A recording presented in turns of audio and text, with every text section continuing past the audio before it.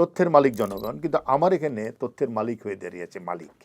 গণমাধ্যমের মালিক নিজেই তথ্যের মালিক। আমরা প্রকৃতিগতভাবে সহিংসতা প্রিয়, কিন্তু কোথাও কোথাও আমাদেরকে গোষ্ঠী সহিংসতা উৎসাহিত করা হয়েছে। সরকার বলছে কোনো সংকট নাই, তাহলে সংকটের তথ্যটা আসলো কোথা থেকে? কেন মানুষ প্যানিক বাইং করছে? আমাদের মিডিয়ার সমস্যা হলো, আমি মিডিয়াকেও একটু দায়ী করি এই কারণে যে মিডিয়া পিয়ার জার্নালিজম করছে অনেক ক্ষেত্রে। তাজুল যে জায়গাটাতে করেছে, এটা আমাদের মিডিয়ার বড় ধরনের ব্যর্থতা। ওই যে চরের মানুষের দুঃখ দুর্দশার খবর তো আসা উচিত ছিল। আমরা বিদ্বেষের চর্চা যেভাবে করি, মানে যেই সিরিয়াসলি করি, যত পরিকল্পনা করে এবং যেই চেতনা থেকে বিদ্বেষের চর্চা করি, সেটা আমার ধারণা খুব কম জাতিই করে।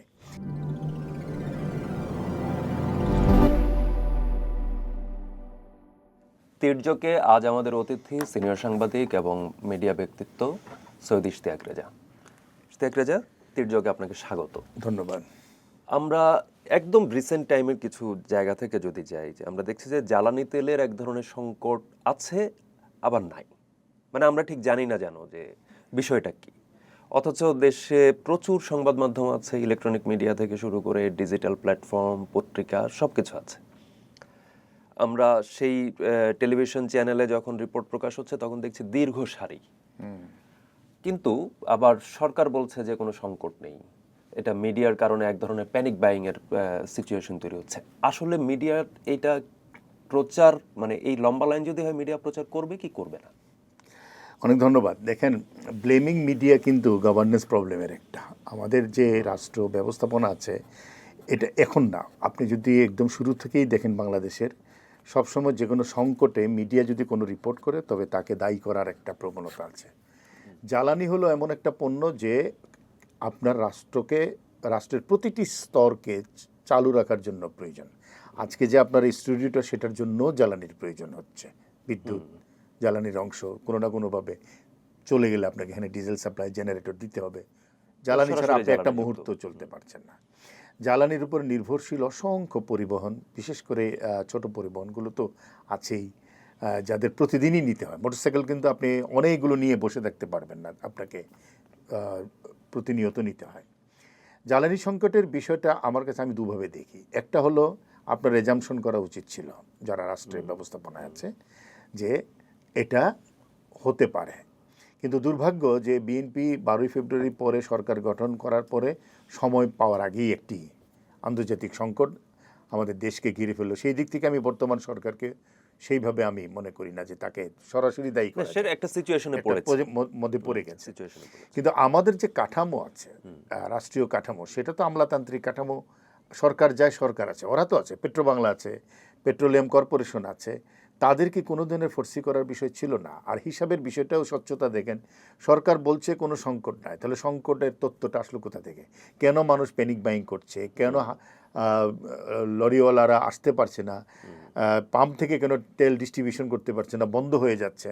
কিছু মানুষ অতিরিক্ত নিচ্ছে, ইটস ট্রু, কিন্তু আমরা তো দেখছি যে একেবারে দিতে পারছে না এরকম পেট্রোল পাম্পের সংখ্যা প্রচুর।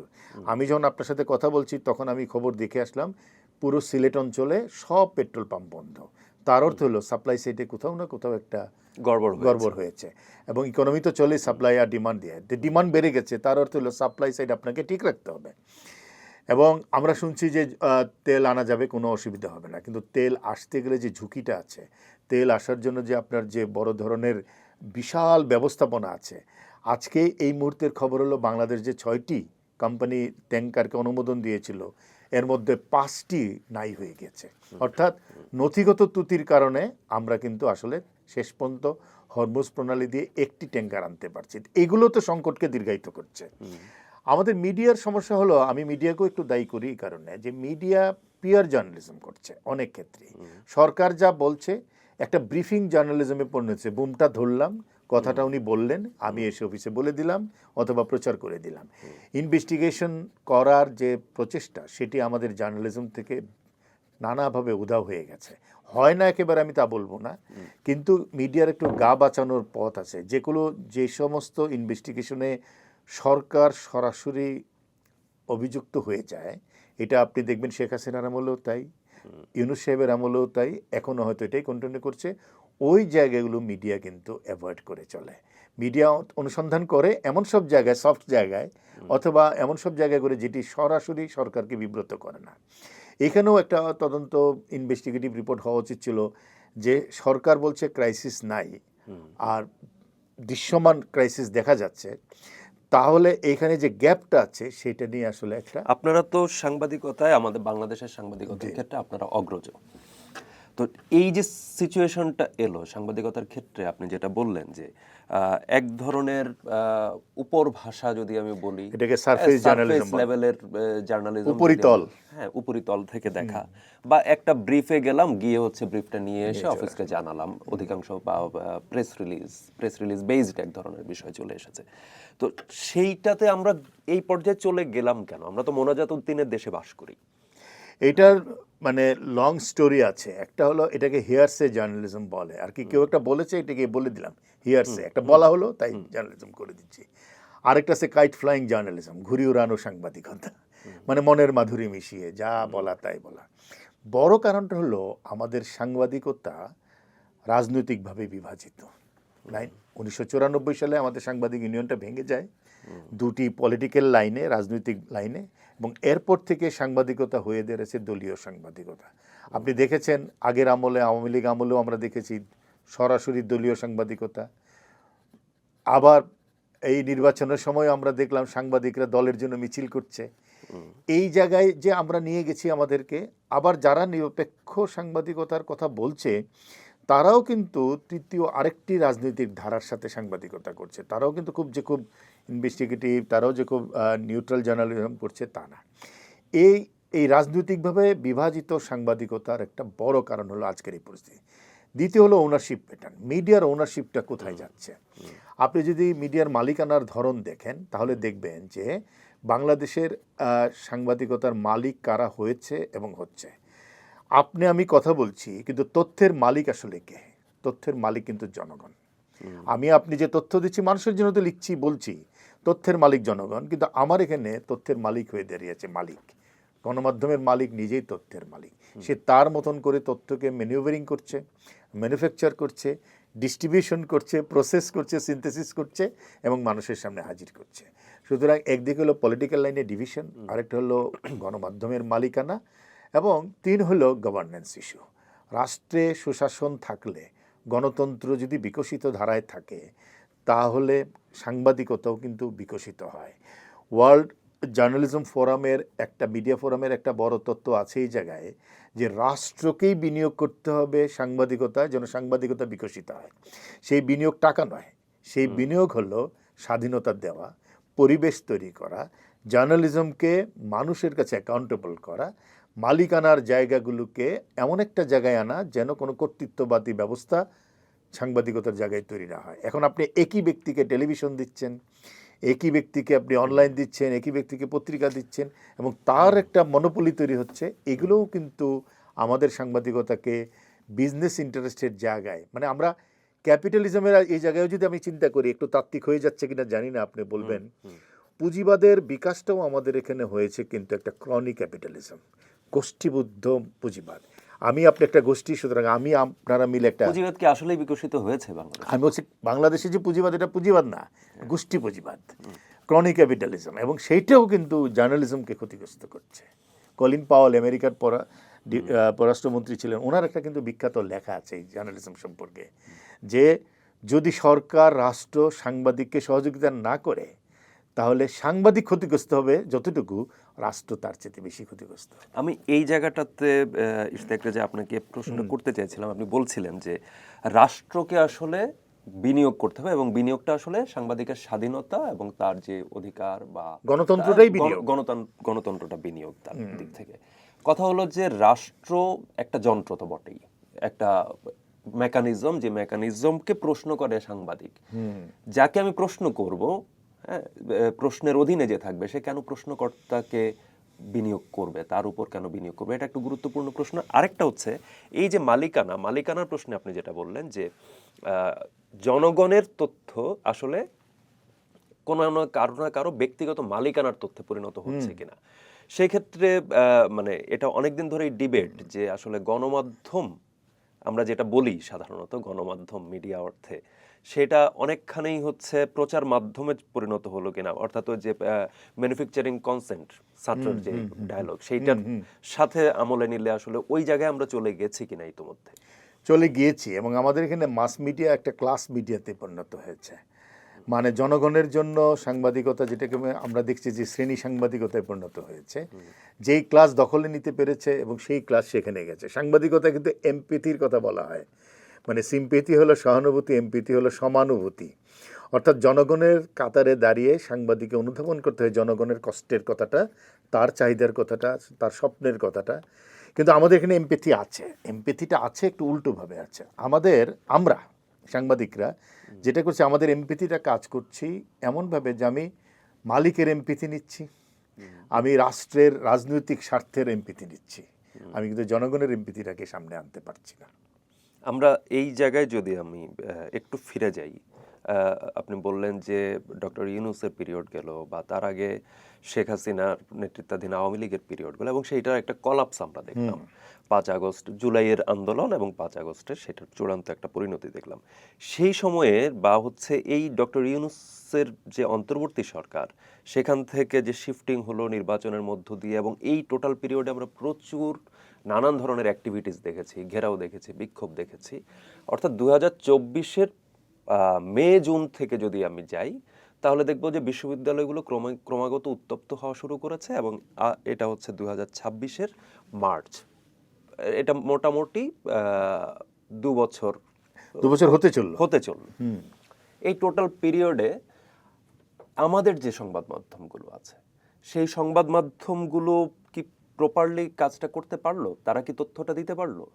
মানে যাত্রাবাড়িতে যখন আগুন দেওয়া হচ্ছে বা হচ্ছে আমার উত্তরাতে যখন আগুন দেওয়া হচ্ছে বা সাভারে যখন আগুন লাগছে, গুলি করা হচ্ছে, সেই খবর কি আমরা প্রচার করতে পারলাম ঠিক মতো?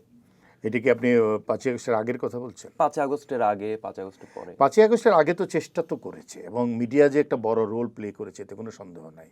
মিডিয়ার চাইতেও বড় ভূমিকা ছিল, আমি বলবো সোশ্যাল মিডিয়ার তো আরও বড় ভূমিকা ছিল। মানুষ যে যেখান থেকে পারে পুলিশি নিপীড়নের কথা সেগুলো তো এসছেই। এবং শেখ হাসিনার 15 বছরের শাসনামলে ভুলভ্রান্তি সহ তাকে যেতে হয়েছে, এবং মানুষের অভ্যুত্থানের মুখেই তাকে যেতে হয়েছে। সেখানে গণমাধ্যমের অংশগ্রহণ ছিল, ভুল ছিল, গণমাধ্যম চেষ্টা করেছে নানা জায়গা থেকে তার মতন করে। কিন্তু 5 আগস্টের পরে এটা যে কন্টিনিউ করলো, এর বড় কারণ হলো যে আমরা বুঝতে পারি নাই যে আমাদেরকে কোথায় থামতে হবে। আমি মনে করবো ডক্টর ইউনূসের এটা একটা বড় সীমাবদ্ধ ছিল। একই দৃশ্যপট আপনি দেখেন, প্রায় কাছাকাছি সময়ের দৃশ্যপট ছিল নেপালে, কিন্তু ওখানে কিন্তু শিক্ষার্থীরা ঠিকই ক্লাসে ফিরে গেল, ওখানে 6 মাসের মধ্যে একটা নির্বাচন হয়ে গেল, এবং সেখানে এখন নতুন যে সরকার এসছে তারা নানা ধরনের কর্মসূচি দিচ্ছে। সেইখানে কি এই ধরনের প্রতিহিংসা চর্চা হয়েছে অভ্যুত্থানের পরে? দলীয় সরকার চলে যাওয়ার পরে কি সেটা হয়েছে? আমার এখানে এটা কন্টিনিউ করতে আমার কাছে যেটা মনে হয় যে আমরা প্রকৃতিগতভাবে সহিংসতা প্রিয়, কিন্তু কোথাও কোথাও আমাদেরকে গোষ্ঠী সহিংসতা উৎসাহিত করা হয়েছে। কিন্তু ওলি সরকারের যে পতন, নেপালের সাথে যদি আমি কম্পেয়ার করতে যাই, ওলি সরকারের পতন কি এত রক্তক্ষয়ের মধ্য দিয়ে ঘটেছিল?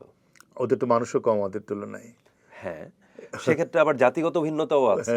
সাধারণত দেখা যাচ্ছে যে সহিংসতা একেবারে কম হয় নাই, একেবারে কম হয় নাই, কিন্তু আমাদের এখানে যে না, কিন্তু ওরা যেটা করেছে অভ্যুত্থানের পরপরই সিস্টেমটাকে রিইনস্টেট করতে পেরেছে, মানে ব্যবস্থা করতে পেরেছে। আমাদের এখানে সময় লেগে গেছে বেশি। এবং আপনি দেখেন আজকে কিন্তু কোনো ঘেরাও নাই, কিছু নাই, কিন্তু ওই সময় প্রতিদিন ঘেরাও হয়েছে, প্রতিদিন কোথাও না কোথাও মব ভায়োলেন্স হচ্ছে, প্রতিদিন কোথাও না কোথাও সহিংসতা হচ্ছে। আমরা যদি দেখি যে 5 আগস্টের পরপর আমরা মিডিয়া হাউসগুলোকে আক্রান্ত হতে দেখলাম। আমরা 71 টেলিভিশন সহ বিভিন্ন টেলিভিশন চ্যানেলে প্রথমে সময় টিভি আক্রান্ত হলো, ভাঙচুর হলো, এটিএন হলো, একের পর এক আক্রান্ত হতে দেখলাম। এবং আমরা দেখলাম সিনিয়র জার্নালিস্টদের নানান জনকে একটা কোট আনকোট ফ্যাসিবাদের দোসর এরকম ট্যাগ দিয়ে, আপনাকেও দেওয়া হয়েছে সেই কোট, এই ধরনের নানান ধরনের ট্যাগ দিয়ে তাদেরকে হয় অপসারণ করা হলো বা এক ধরনের দৃশ্যপটের বাইরে নিয়ে যাওয়া হলো। এই যে বিষয়টা ঘটলো, এইটার তো একটা নিশ্চিতভাবে কিছু ক্ষোভের কারণ আছে। সেই ক্ষোভের কারণগুলো কি আমরা কখনো পর্যালোচনা করেছি? আপনি একদম রাইটলি বলেছেন যে একটা ক্ষোভ থেকেই তো এটা হয়েছে। মিডিয়া তার প্রত্যাশা পূরণ করতে পারেনি। যারা অভ্যুত্থান করেছে তারা মনে করছে এই সাংবাদিকরা তাদের কথা বলেনি, এই হাউসটা তাদের কথা বলেনি, এবং একটা পার্টিজান অবস্থানে চলে গিয়েছিল, কিন্তু সেটার পরে যে জায়গাটা এসেছে সেইটা আসলে আর রক্ষা করা সম্ভব হয় না। আমি বলবো ইউনূস সাহেব যথেষ্ট সময় পেয়েছিলেন, 18 মাস, এটা একটা লম্বা সময়, এবং শুরু থেকেই আপনি যদি এই ইস্যুগুলো অ্যাড্রেস করতে পারতেন, হোলিস্টিক অ্যাপ্রোচ, একটা কম্প্রিহেন্সিভ জায়গা থেকে ডিল করার চেষ্টা করা হয়নি। এটাকে খুবই পিসমিল বেসিসে দেখা হয়েছে এবং আমি বলবো প্রতিহিংসার জায়গাটাকে বাড়তে দেওয়া হয়েছে, প্রশ্রয় দেওয়া হয়েছে। এটা একটা এখন তারা যে যুক্তিটা দিচ্ছে, বিভিন্ন সময় এই প্রশ্নটা কিন্তু তাদেরও করা হয়েছে, তারা যুক্তিটা দিচ্ছে যে এটা হচ্ছে জনরোষের জায়গা এবং জনরোষ আসলে অনিয়ন্ত্রিতভাবে আমরা দেখেছি যে শফিকুল আলম, তিনি প্রেস সচিব ছিলেন, প্রধান উপদেষ্টা প্রেস সচিব ছিলেন, তিনি বলেছেন যে প্রেসার গ্রুপ বলেছেন এবং একটা সময় পর্যন্ত এটা হয়েছে। জার্নালিস্টরা বলছিল, জার্নালিস্টদের তরফ থেকে বারবার বা বিভিন্ন অধিকার কর্মী তাদের তরফ থেকে বারবার বলা হয়েছে যে এটাকে প্রেসার গ্রুপ না, এটা আসলে মব ভায়োলেন্স হচ্ছে। এই ধরনের বিষয়গুলো আমরা কিন্তু যখন আমরা দেখেছি যে 18-র নিরাপদ সড়ক আন্দোলন যখন হচ্ছে, সেই 18-র নিরাপদ সড়ক আন্দোলনের সময়ও আমরা দেখেছি যে জার্নালিস্টের উপরে হামলা হয়েছে। হ্যাঁ, প্রথম আলোর সাংবাদিকের উপরে হামলা হয়েছে, বিভিন্ন অনেক ছোট ছোট পত্রিকারও, হ্যাঁ, অনেক জায়গাতেই হামলা হয়েছে। সেই সময় আমরা এইটাকে লেজিটিমেট করার জন্য সরকারের তরফ থেকে এক ধরনের বক্তব্য দেখেছি এবং তাদের হয়ে বুদ্ধিজীবীদের কেউ কেউ কথা বলেছেন। তো এই যে বিষয়গুলো, তাহলে ডক্টর ইউনূসের সময় যখন হামলা হচ্ছে, তাদের হয়ে যখন বুদ্ধিজীবীরা কথা বলছেন, তাদেরকে আমি কিভাবে কাঠগড়ায় তুলব? আমি তো এটাই আপনাকে একদম শুরুতে বলি যে আমরা একটা পক্ষ নিয়ে ফেলি, আমরা একটা অবজেক্টিভ জায়গা থেকে কথা বলি না। এই যিনি প্রেসার গ্রুপ বললেন শফিকুল আলম, তিনি তো পরে আবার বললেন এটাকে মব, কিন্তু ততক্ষণে তো অনেক দেরি হয়ে গেছে, তাই না? এবং মবের শিকার তো শুধু গণমাধ্যম না, আপনি দেখেন উদীচী হয়েছে, ছায়ানট হয়েছে, মাজারগুলো হয়েছে, বিভিন্ন ব্যক্তি প্রতিষ্ঠান হয়েছে, ব্যবসা প্রতিষ্ঠান হয়েছে। আমি এটাই বলছি যে আহান একটা ক্ষোভ সাংঘাতিকভাবে ছিল। তার মধ্যে কি আরেকটা গ্রুপ ছিল না যারা এই সুযোগটা নিয়ে আসলে এখানে অন্য ধরনের নিজস্ব স্বার্থ চরিতার্থ করার চেষ্টা করেছে? সেটা তো ওই সিচুয়েশনে আলোপোড়া যেটাকে বলে, যে এটা কি রাষ্ট্র সরকার যারা ছিল, পুলিশি ব্যবস্থা ভেঙে পড়েছিল, কিন্তু আর্মি তো ভেঙে পড়ে নাই। আমরা কেন সেই চেষ্টাটা দেখলাম না? প্রথম আলোর কথাই ধরেন, প্রথম আলোতে যখন আগুন দেওয়া হলো কতক্ষণ পরে সেখানে গেছে, প্রথম আলোর সঙ্গে গরু খাওয়া হচ্ছে, কেউ কি এটাকে দমন করার চেষ্টা করেছে, প্রতিহত করার চেষ্টা করেছে? একটা উস্কানি তো বটেই এটা। প্রথম আলো ভুল করতে পারে, দৈনিক দিনকাল ভুল করতে পারে, কিন্তু সেটার জন্য তো জার্নালিস্টিক ওয়েতে তার বিরুদ্ধে ব্যবস্থা নেওয়া দরকার। যারা নেবে তাদের নৈতিক অবস্থানটাও সেরকম হওয়া দরকার। আমরা কোনোটাই তৈরি করতে পারিনি। হ্যাঁ, শেখ হাসিনার আমলে আমার দেশ বন্ধ করে দেওয়া হলো, মাহমুদুর রহমানকে তো আদালতে বিচার চাইতে গিয়ে তাকে আক্রমণ করা হয়েছে, এগুলো তো ঘটেছে বাংলাদেশে। সেইটা খারাপ ছিল বলেই তো ভালোটার প্রত্যাশা ছিল 5ই আগস্টের পরে। এখন এই জায়গাটা আমরা কি প্রতিশোধের বৃত্তে আটকে যাচ্ছি? গণমাধ্যম আটকে যাচ্ছি এবং আটকে গিয়েছিলাম। আমি জানি না, আমি নতুন সরকারকে এখন আমি একটা ক্রেডিট দিতে চাই, যেহেতু তারা অল্প দিন হয়েছে, 1.5 মাস হয় নাই। এই 1.5 মাসের সময়ের মধ্যে আমি বেশি কিছু প্রত্যাশা করবো না, কিন্তু আমি বলবো অনেকখানি তো তারা সিস্টেম পুনরুদ্ধার করতে পেরেছে এবং সামনের দিকগুলোতে নিশ্চয়ই হবে। যে কোনো ব্যক্তির, যে কোনো গোষ্ঠীর বিরুদ্ধে যে কারো ক্ষোভ থাকতে পারে এবং তার একটা প্রসেস আছে, কিন্তু আপনি শিক্ষককে নিশ্চয়ই খুনি বলতে পারবেন না, উনি তো দাঁড়িয়ে রাস্তায় দাঁড়িয়ে খুন করে নাই, কিন্তু তিনি শিক্ষা সংক্রান্ত, শিক্ষা স্বার্থ বিরোধী কাজ করতে পারেন। ছাত্র, সাংবাদিক, ব্যাংকার, আপনি যে কোনো ব্যক্তিকে, কিন্তু সবাইকে যদি আপনি এক পাল্লায় মাপতে শুরু করেন, তখন যে অবস্থাটা হয়, যে একটা ইংরেজি প্রবাদ আছে যে if you open too many windows you will see a little. অনেক জানালা খুললে কিছুই দেখা যায় না, আসলে চোখ ধাঁধিয়ে যেতে পারে। আচ্ছা, আমি এই জায়গাটাতে একটু অন্য আরেকটি প্রসঙ্গ আমি যদি বলি, সেটা হচ্ছে ইউজেনিক্সের প্রসঙ্গ যদি আমি টানি আর কি। হ্যাঁ, যে একজন শিক্ষককে কখনোই খুনি বলা যায় না যদি যেহেতু তিনি রাস্তায় দাঁড়িয়ে খুন করেন না। আসলে আপনার কথার প্রসঙ্গে আমি যদি প্রসঙ্গটা টানি, যে ইউজেনিক্স তো একটা তত্ত্ব, যে তত্ত্ব বলে হচ্ছে এক ধরনের স্ট্যান্ডার্ডাইজেশন ঘটবে হিউম্যান ফিগারের, হ্যাঁ, তার কোয়ালিটির, হ্যাঁ, এবং এটার জন্য হচ্ছে ব্রিডিং থেকে শুরু করে সব কিছু, যে তার ফিজিক্যাল, একজন নারীর বা একজন পুরুষের ফিজিক্যালি দেখা যাচ্ছে সে আনফিট, কেউ একজন বিচার করলো, তার মাপকাঠিতে বিচার করলো যে সে আনফিট, সুতরাং তারা যদি হচ্ছে সন্তান উৎপাদন করে, সেই সন্তান আসলে ফিট হবে না। সুতরাং তাকে কিল করো। এটা কিন্তু হয়েছে পৃথিবীর ইতিহাসে, একসময় হয়েছে। পৃথিবীর ইতিহাসে এটা আছে। হ্যাঁ, একসময় হয়েছে। তো সেক্ষেত্রে এই তত্ত্ব যিনি দিলেন তাকে আমরা কি বলবো? না, context, human life goes by context. প্রত্যেকটা পৃথিবীর সভ্যতাকে আপনি দেখবেন একটি করে কনটেক্সট এসেছে, তত্ত্ব এসেছে, তত্ত্ব আবার বদলেছেও কিন্তু, তাই না? প্রসেস তো এইভাবেই হয়েছে, ডেমোক্রেটিক প্রসেস, ডেভেলপমেন্ট প্রসেস এবং মানব সভ্যতা এগিয়ে যাওয়ার প্রক্রিয়া এইভাবেই এগিয়েছে। সুতরাং উনি ওনার কনটেক্সট থেকে একটা কথা বলেছিলেন, কিন্তু ওইটার তত্ত্বের বিরুদ্ধে নিশ্চয়ই আরও তত্ত্ব দাঁড়িয়েছে, যে কারণে আমরা বলি যে একটা ধরেন যে তত্ত্ব আসে, থিওরি আসে, সেটা পাল্টা থিওরি আসে, তারপরে আবার সিনথেসিস হয়, তারপরে নতুন থিওরির জন্ম হয়। সুতরাং আমি এইভাবেই দেখবো যে থিসিস, অ্যান্টিথিসিস, সিনথেসিস। আচ্ছা, তো সেই ক্ষেত্রে আমি যদি এইবার আবার বাংলাদেশে একটু প্রবেশ করি, যে আমরা বিফোর 5th অগাস্ট একটা পিরিয়ড আমরা দেখলাম, 5 আগস্টের পরে আরেকটা পিরিয়ড দেখলাম, এবং আমরা জুলাই সনদের প্রসঙ্গ আসছে, জুলাই সনদ নিয়ে তর্ক হচ্ছে, গতকালকে ওয়াক আউট হয়েছে মুলতবি প্রস্তাবের মধ্যেই। এই নানা ধরনের ঘটনা কিন্তু ঘটছে। ফলে এই যে সিনারিওটা তৈরি হচ্ছে, যে আপনি বললেন যে প্রিভিয়াস, আমি যদি ধরি যে কনটেক্সচুয়ালাইজ যদি আমি করি, তাহলে অন্তর্বর্তী সরকারের পিরিয়ডে বা আফটার আওয়ামী লীগ যখন কার্যক্রম নিষিদ্ধ অবস্থায় আছে, তখনকার যেই বাংলাদেশের রাজনীতি, বাংলাদেশের বিচার ব্যবস্থা, আমাদের রাজনীতি সর্বতোভাবে সবকিছু নিয়ন্ত্রণ করে। এটা বিরক্তি করতে গেলেও এটা বাড়াবাড়ি হতে পারে। তো যেহেতু এটা করে, আওয়ামী লীগের পরবর্তী জমানায় যখন কার্যক্রম তার নিষিদ্ধ, তখন আওয়ামী লীগ অপরাধের কাঠগড়ায় অপরাধী হিসেবে দাঁড়িয়ে আছে। পাশাপাশি আমরা দেখেছি তার জমানায় বিভিন্ন জনকে অপরাধী সাব্যস্ত করে শাস্তি দেওয়া যাদেরকে হয়েছিল, তাদেরকে মুক্ত করা হচ্ছে, যেহেতু ওই পিরিয়ডে সে ব্ল্যাক, সুতরাং এই পিরিয়ডে সে মাস্ট হোয়াইট হবে। তো এই রকম একটা কন্ডিশন এরপরে আবার কন্টেক্সচুয়ালাইজ হচ্ছে, এবং আমরা দেখছি যে সাবেক উপদেষ্টাদের কেউ কেউ বলছেন যে তারা দেশ ছেড়ে যাবেন কিনা, তাদের মধ্যে এক ধরনের উত্তেজনা দেখা গেছে, নানা কিছু দেখা গেছে। আমরা কি প্রতিনিয়ত এই কন্টেক্সচুয়ালাইজ হতে হতে জাতীয় চরিত্র হারিয়ে ফেলছি কিনা? আমাদের তো বড় কনটেক্সট হলো বিদ্বেষ। আমরা বিদ্বেষের চর্চা যেভাবে করি, মানে যেই সিরিয়াসলি করি, যত পরিকল্পনা করে এবং যেই চেতনা থেকে বিদ্বেষের চর্চা করি, সেটা আমার ধারণা খুব কম জাতিই করে। এবং এর কারণেই কিন্তু এটা হচ্ছে রাজনৈতিক বিবেচনায় মামলা। আমি জীবনে রিপোর্টার ছিলাম, ফলে প্রচুর এই ধরনের রিপোর্ট করেছি পত্রিকায়, যে রাজনৈতিক বিবেচনায় মামলা, এবং এই মামলাগুলো রুজু করা হয় মূলত রাজনৈতিক কারণে, হ্যারাস করার জন্য। এমনও মামলা দেওয়া হয়, খুব উদ্ভট মামলা দেওয়া হয়। আপনি দেখবেন ঘড়ি চুরির মামলা দেওয়া হচ্ছে একজন এমপিকে। একটা এমপি নিশ্চয়ই ঘড়ি চুরি করবে না। আমরা মুরগি চুরির মামলা দেখেছি। হ্যাঁ, কি আমরা এক সময় দেখেছিলাম কি প্লেট চুরির মামলা, এরকম মামলাও দেওয়া হচ্ছে। তো এই জায়গা থেকে বের হওয়ার যে বারবার একটা প্রচেষ্টা আমাদের ভিতরে, জনগণের আকাঙ্ক্ষা থাকে, কিন্তু পরিবর্তনের পরে সেটা আমরা ভুলে যাই। আমরা আবার ওই পুরনো রাস্তায় হাঁটতে শুরু করি। এবং আমাদের দুর্ভাগ্য হলো বাংলাদেশের মানুষের, বারবার সে কিন্তু জীবন দিচ্ছে। 5ই আগস্টের এই ঘটনা ঘটাতে তো অসংখ্য মানুষের জীবন গেছে। গণতন্ত্রের জন্যই তো এই মানুষগুলো লড়াই করলেন, একটা সুন্দর শাসন ব্যবস্থার জন্য।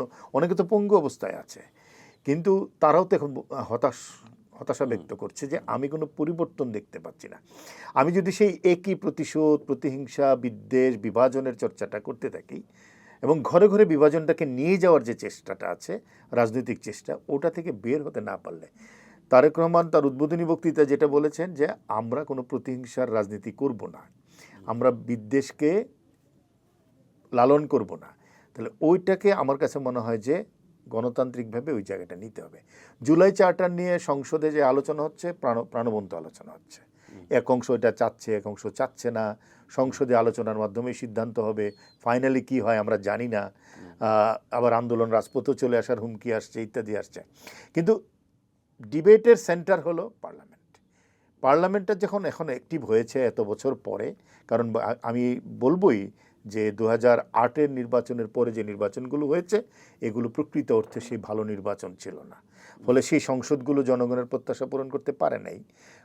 ওটা ডিবেটের কেন্দ্রবিন্দু হয় নাই, বিতর্কের কেন্দ্রবিন্দু হয় নাই। গণতন্ত্রের বিতর্কের কেন্দ্রবিন্দু কিন্তু সংসদ। এবং আমরা যদি সংসদীয় গণতন্ত্রের কথা বলি, তাহলে এখন আমাদের নতুন প্রত্যাশার জায়গা তৈরি হয়েছে। সিদ্ধান্ত কি হবে রাজনীতিবিদরাই বলবেন। এরিস্টটলের একটা কথা আছে যে যে রাজনীতিবাদ ছাড়া কেউ আমাদের ভাগ্য আসলে নির্ধারণ করে না। তো শেষ পর্যন্ত রাজনীতিবিদদের হাতেই আল্লাহর উপরে ভরসা, ভাগ্য ইত্যাদি আছে, বিধাতা আছে, কিন্তু রাজনীতিবিদরাই তো দেশটা চালাবেন। সেই জায়গাটা একটা শক্তিশালী বিরোধী দল তার ভূমিকা পালন করবে, অতি শক্তিশালী সরকার যেহেতু 2/3 মেজরিটি আছে, সে এটার বোঝায় মানে প্রত্যাশার চাপে বেশি পড়ে যাবে নাকি অনেক বেশি মানে যেটাকে বলে যে দৃঢ়তার চাপে, সক্রিয় হবে। দৃঢ়তার ফাঁদ বলে, এটা এবিসি ট্র্যাপ বলে এটাকে, যে দৃঢ়তার ফাঁদ, মানে আমি এত বেশি শক্তিশালী, আমি এত দৃঢ়, তারও কিন্তু একটা ফাঁদ আছে, সেটার মধ্যে পড়ে যাবে। তো সেটা আমাদের ফিজিক্সের একটা আছে যে দৃঢ়তার সংজ্ঞা হচ্ছে যে খুব শক্ত ঋজু, হ্যাঁ, তো অতি দৃঢ় হয়ে গেলে সে ভেঙে যায়। এই তো অতি দৃঢ়তার ফাঁদ আছে। জি। তো এই যে ট্রাম্প যেটাতে পড়েছে, ট্রাম্পের যে বিষয়টা, তার সাথে অবশ্য আরো অনেক কিছু যুক্ত আছে, সেটা অন্য আলোচনা। ট্রাম্প তো অতি শক্তিশালী মনে করছে নিজেকে, দৃঢ় মনে করছে, কিন্তু সে তার ফাঁদে পড়ে গেছে। আমরা আবার একটু সাংবাদিকতার জায়গাটায় ফিরি, যে সাংবাদিকতার যে প্রসঙ্গে আমরা আলাপটা করছিলাম, যে মানুষ প্রচলিত সংবাদ মাধ্যমের উপর থেকে আস্থা হারিয়ে ফেলছে, বা আমরা সোশ্যাল মিডিয়া, আপনি যেটা বললেন যে সোশ্যাল মিডিয়ার প্রতি অনেক বেশি, এবং এটা কিন্তু এক ধরনের ফাঁদ তৈরি করছে যে সে ভুল তথ্য, অপতথ্য এগুলো দিয়ে আক্রান্ত হওয়ার বা এই ধরনের দিয়ে।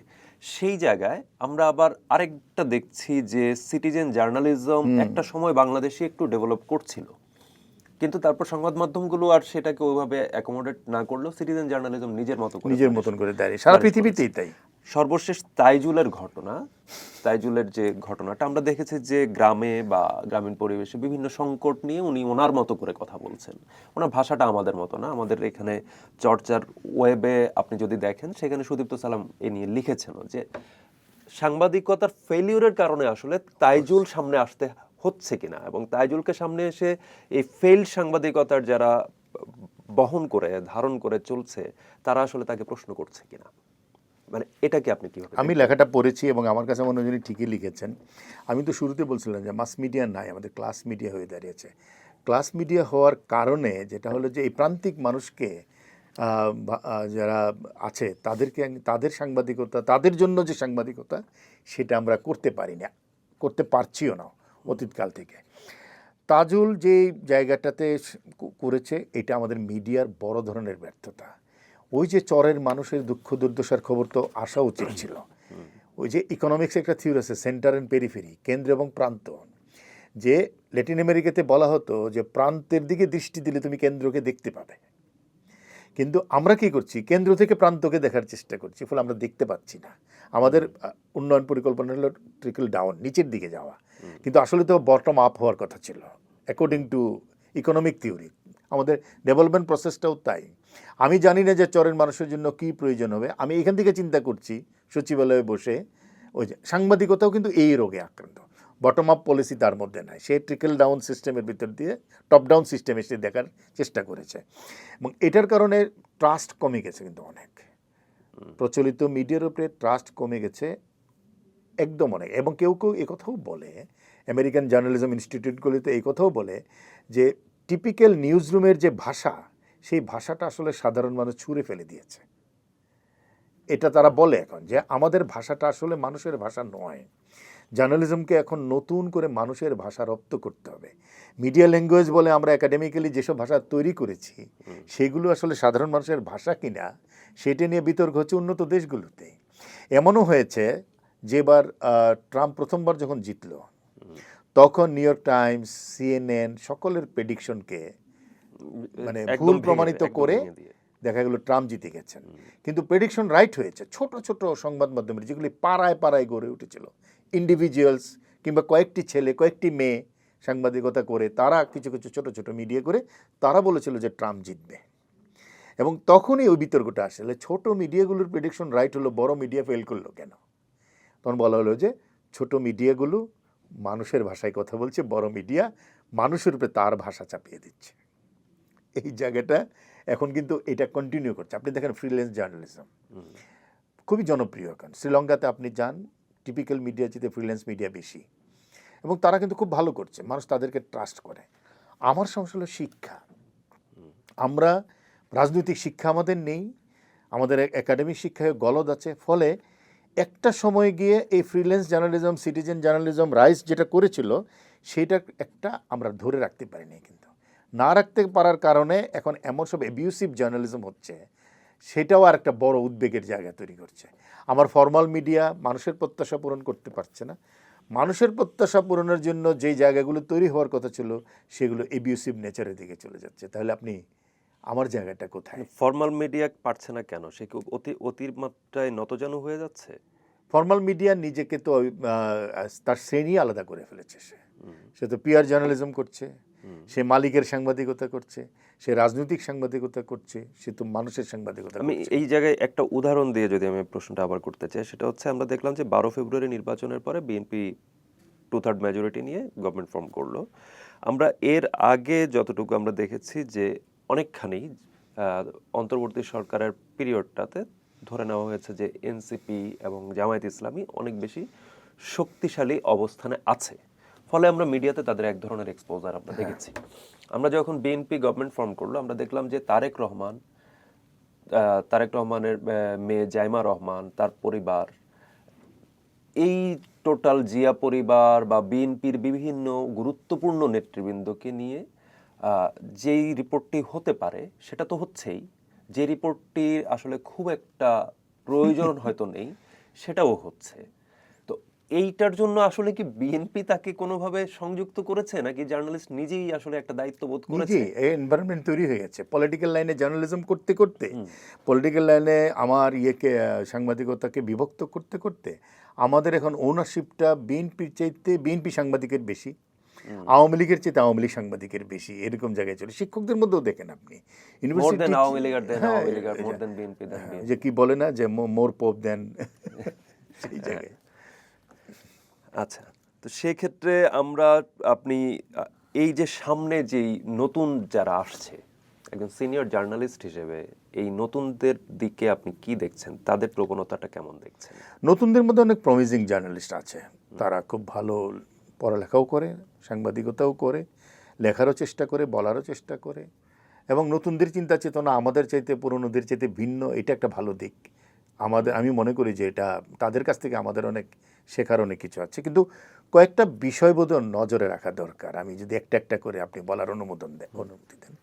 একটা হলো, they should learn what is misinformation, কোনটা তথ্য আর কোনটা মানে ভুল তথ্য, সেটা একটু যাচাই করার মানসিকতাটা। জার্নালিজমের কিন্তু ফার্স্ট কথা হলো check and cross check information always. এটা দ্বিতীয় হলো যে আমরা কি সাংবাদিকতা করতে গিয়ে কাউকে হ্যারাস করছি কি না, যে কারণে জার্নালিজমের তথ্যটা এখন আসে লিমিটেশন অফ হার্ম, কত কম ক্ষতি আপনি করতে পারেন মানুষের। কারণ আমার লেখায় কারো না কারো ক্ষতি হচ্ছে, কারো না কারো উপকার হচ্ছে। দুটো জায়গা থেকেই বলা হয় যে নিজেকে একটা দূরত্বের মধ্যে রাখতে পারাটা, ওই জায়গায় দাঁড়িয়ে দূর এবং স্বতন্ত্র অবস্থান, এই জায়গাটায় নিজেকে দাঁড় করাইতে পারাটা। পলিটিক্যাল পোলারাইজেশন সমাজে থাকবেই, পলিটিক্যাল পোলারাইজেশন থাকবে, সেন্সরশিপও থাকবে, কিন্তু এর মধ্যে সাহস করে সত্যটা বলার চেষ্টা করা, পলিটিক্যাল পোলারাইজেশনের মধ্যে নিজেকে বিলীন না করে দেওয়া। তাহলে আমরা করেছি, আমাদের অতীতে করেছে, আমাদের মধ্যে অনেকে করছে, এর থেকে নতুন যারা আসবেন তারা যদি নিজেকে সেখান থেকে সরিয়ে নিতে পারেন, তাহলে দেখবেন রিয়েল সেন্সে সিটিজেন জার্নালিজম যেটা হওয়ার কথা, সেটা ফর্মাল মিডিয়াতেও সেই সিটিজেনের জন্য জার্নালিজমটা হবে, নাগরিকের জন্য, ওই ব্যক্তিগত পর্যায়েও হবে। এবং সামনে আরও বড় জায়গা হলো ফেক নিউজের একটা তো বিশাল রাজত্ব চলছে এখন। এআই এর কারণে কোনটা সত্য কোনটা মিথ্যা, এআই এগ্রেশন চলছে তো এক ধরনের। হ্যাঁ, তো এই সমস্ত জায়গাগুলোকে চিনতে পারাটা, এবং এই জন্য ফ্যাক্ট চেকিং স্কিল দরকার। এই স্কিলটা নিয়ে আমার কাছে মনে হয় যে মনের মধ্যে ওই অডিয়েন্স চেঞ্জিং বিহেভিয়ার, মানুষ যে নিয়ত পরিবর্তনশীল, ওটাকে ধরতে পেরে সঠিক সাংবাদিকতাটা করতে পারাই আমি নতুনদের জন্য আমি বলবো তাদের কাছে প্রত্যাশার জায়গা এটা। আচ্ছা, আপনি যেই পয়েন্টগুলো বললেন, misinformation, information check and cross check, political polarisation, এই পয়েন্টগুলো যেগুলো বললেন, সেই জায়গাগুলোতে হচ্ছে আমাদের মিডিয়া হাউসগুলো বলি, বা আপনি নিজে মিডিয়া হাউসের প্রধান সম্পাদক ছিলেন বা মিডিয়া হাউস চালাচ্ছেন, এই যে অপারেশনাল জায়গা বা এই জায়গাটাতে এডিটোরিয়াল পলিসি নির্ধারণের ক্ষেত্রে একটা মিডিয়া আসলে কতটুকু পলিটিক্যাল পোলারাইজেশনের দিকে যেতে পারে? মিডিয়া পলিটিক্যাল জায়গায়, পোলারাইজেশনের পার্ট মানে- হবে কেন? হওয়ার কথা না। এই কোশ্চেনে আপনি আসলে নিজেকে কতটা সম্পাদকীয় নাম্বার প্রতিষ্ঠান বলে একটি কথা আছে, এডিটোরিয়াল ইনস্টিটিউশন। দিবেন? আনফরচুনেটলি বাংলাদেশে এডিটোরিয়াল ইনস্টিটিউশন দাঁড়ায়নি 55 বছরে। কেন? দাঁড়ায় নেই কারণ দাঁড়াতে দেওয়া হয়নি, অথবা আমরা দাঁড়াতে পারিনি। এটা আমাদের সম্মিলিত ব্যর্থতা, কালেকটিভ ফেইলিয়ার। এটা সব সম্পাদক, সব সিনিয়র সাংবাদিক, সাংবাদিকতার শিক্ষক সকলের, আমি রাজনীতিবিদদেরও এটার বাইরে রাখবো না, যারা দেশ চালিয়েছেন প্রত্যেকের, পলিসি মেকার্স প্রত্যেকের কালেকটিভ ফেইলিয়ার হলো আমরা ইনস্টিটিউশনটাকে ধরে রাখতে পারিনি। এডিটোরিয়াল ইনস্টিটিউশন হলো একটা সংবাদ মাধ্যমের প্রাণ, কারণ সম্পাদকীয় সিদ্ধান্তটা সেখান থেকে আসে। এবং নাম্বার ওয়ান, অনেকগুলো এলিমেন্টস আছে, কিন্তু নাম্বার ওয়ান হলো ফেয়ারনেস। আমরা কোনোদিন ন্যায্যতার চর্চা করি নাই সাংবাদিকতায়। এই যে আমি আমি এই জায়গায় একটু পাল্টা প্রশ্ন করতে চাই, সেটা হচ্ছে কালেকটিভ ফেলিওর। আমার কাছে মনে হয় যে কালেকটিভ ফেলিওর টার্মটা আমরা এতবার এতভাবে উচ্চারণ করেছি যে বাংলাদেশ কেন খাদ্যে স্বয়ংসম্পূর্ণ হতে পারেনি, কালেকটিভ ফেলিওর। কেন শিক্ষা পিছিয়ে, কালেকটিভ ফেলিওর। সাংবাদিকতা কেন এমন? এইটা আমি তো আমার আমারটা বললাম আর কি। এটা আমার মনে হয় যেন যে একটা একটু এড়িয়ে যাওয়া উত্তর। হ্যাঁ, দোষ এড়িয়ে যাওয়ার দিকেও নিয়ে যেতে পারেন আপনিকে, কিন্তু আপনি দেখেন সম্মিলিতভাবে কেউ কোথাও ভূমিকা রাখতে পারে নাই বলেই, চেষ্টা করা হয়নি বলে। আমি আমার সুপ্রিম কোর্টকেই তো আলাদা করতে পারলাম না। তার আমি বলছি যে বিচার বিভাগ স্বাধীন চাই, কিন্তু আমি আমার বিচারক নিয়োগ থেকে, বিচারপতি নিয়োগ থেকে শুরু করে যে সুপ্রিম কোর্ট একটা আলাদা প্রতিষ্ঠান, তার যে একটা সুমোটো মর্যাদা আছে, ওটাই তো রাখতে পারিনি আমি। আচ্ছা, ধন্যবাদ ইশতিয়াক রেজা। বাংলাদেশের সাংবাদিকতা নিয়ে নানান ধরনের আলোচনা হলো। সাংবাদিকতার ধরনটা এখন এমন কেন, বা মানুষের কথা আসলে সাংবাদিকতায় বা সংবাদ মাধ্যমে যেটা গণমাধ্যম হওয়ার কথা ছিল সেটা আসলে কতটুকু গণমাধ্যম হতে পেরেছে, কতটুকু প্রচার মাধ্যম হয়ে আছে, এই প্রশ্নটি নিয়ে দীর্ঘ আলাপ হলো। এবং এই যে জায়গাটা, সেখানে মালিকানার প্রসঙ্গ এলো, রাষ্ট্রের প্রসঙ্গ এলো, এবং সাংবাদিকদের নিজেদের চর্চার প্রসঙ্গ এলো। যে চর্চা আসলে যেই রাষ্ট্রীয় তরফ থেকে বলি, প্রশাসনিক জায়গা বলি, অর্থাৎ প্রত্যেকটি লেয়ার থেকে যেটা চর্চাটা হওয়া উচিত ছিল সেটা হয়নি বলেই আসলে মূলধারার যে সংবাদ মাধ্যম বলে যেগুলো চিহ্নিত, সেটার উপর থেকে মানুষ আস্থা হারিয়ে ফেলছে। পাশাপাশি ইশতিয়াক রেজা খুব গুরুত্বপূর্ণভাবে যেটা চিহ্নিত করলেন যে আমরা মাস মিডিয়া হওয়ার বদলে আমরা ক্লাস মিডিয়া হয়ে গেছি, অর্থাৎ একটা নির্দিষ্ট শ্রেণীর ভাষ্য ছাড়া আমরা বাকি শ্রেণীগুলোকে যেন দেখছি না। কেন্দ্র থেকে আমরা প্রান্তকে দেখার চেষ্টা করছি, যেখানে হওয়ার কথা ছিল প্রান্ত থেকে প্রান্তের বার্তা কেন্দ্র পর্যন্ত চলে আসবে এবং প্রান্তের সব কিছু কেন্দ্র থেকে প্রচারিত হবে বা প্রান্তেই চলে যাবে কেন্দ্র। এই যে প্রসঙ্গগুলো, এটা নিয়ে আসলে আমরা সামনে কি করব, নতুনদের মধ্যে তিনি আশা দেখছেন, একই সঙ্গে প্রস্তুতির জন্য অনেকগুলো বিষয়ও তিনি বলেছেন। আমরা তো কতটুকু প্রস্তুত হব, আপনারা কি বলছেন জানান চর্চার ইউটিউব চ্যানেল এবং ফেসবুক পেজের কমেন্ট বক্সে।